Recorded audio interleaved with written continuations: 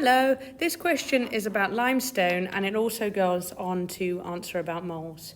So limestone is a useful material obtained from the Earth's crust. The main compound in limestone is calcium carbonate.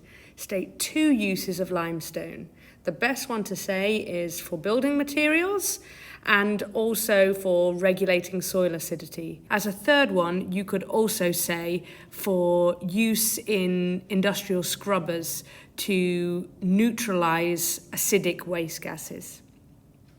So question B, figure 8.1 shows apparatus a student uses to investigate the rate of reaction between calcium carbonate and excess dilute hydrochloric acid. Immediately in my brain, what I say is I know that this is the general equation. A metal carbonate plus an acid makes a salt, carbon dioxide, and water. I always remind myself of the general equation here so that I can keep that in mind as I answer the question. I also look at the picture very carefully and I talk myself through the experiment that's happening. And I say, right, they've got the acid and the calcium carbonate in a beaker, and I think the mass on the balance is going to go down over time as the carbon dioxide is evolved, because I can see that there's a gap in the top of the conical flask and the carbon dioxide is going to escape. And they're measuring the balance and they're measuring the mass, and the mass is going to come down because we're going to lose the carbon dioxide. So it says here the students record the balance reading every minute for 18 minutes. So it says use the graph to find the time taken for all of the calcium carbonate to react. What I've done is I've drawn a little dotted line down from where all of the calcium carbonate has reacted, and there is no more loss of mass from making more carbon dioxide, and you can easily read off that that's 12.5 minutes right there. Use the graph and your answer to B1 to calculate the average loss of mass per minute until the reaction is complete. So here I can see that we started off with 75 grams and we ended up with 72.5 grams. So overall, we've lost 75 minus 72.5, we've lost 2.5 grams. Overall, it took us 12.5 minutes to lose that 2.5 grams. So if I lost 12.5 grams over 12.5 minutes, then I end up with 0.2 grams on average lost every minute. So the student repeats the experiment using acid at a higher temperature. She does not change any other variables. Predict and explain the effect of this temperature increase on the rate of reaction. Use ideas about collisions between particles in your explanation. So it's predict and explain. It's two command words. The first mark is going to come from predicting, the second mark from explaining. So the effect is my prediction. The rate's going to increase because higher temperature is definitely going to increase my rate of reaction. Now the explanation is that, remember, this is always a three-part explanation. Particles have more energy, therefore there are more frequent collisions at or above the activation energy. Part C.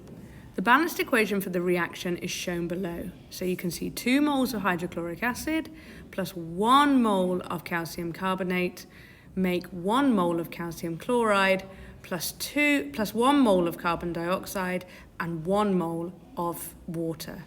So you can see this follows the general equation that we looked at earlier. An acid plus a metal carbonate makes a salt, carbon dioxide, and water. State the meanings of the state symbols, AQ and L. Well, we know that AQ means aqueous and L means liquid. That's one very easy mark because it's just to remember it. Use steps 1, 2, and 3 to calculate the volume of carbon dioxide that is produced when 2 grams of calcium carbonate reacts with excess dilute hydrochloric acid.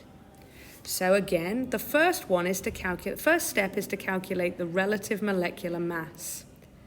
So you must do calcium carbonate, which is 1 atom of calcium, 1 atom of carbon, and 3 atoms of oxygen. So you can see they've given it you here. If you can't find the relative molecular mass in the question, you can always look in the periodic table at the back of your exam paper. Save you flicking, they've told you here.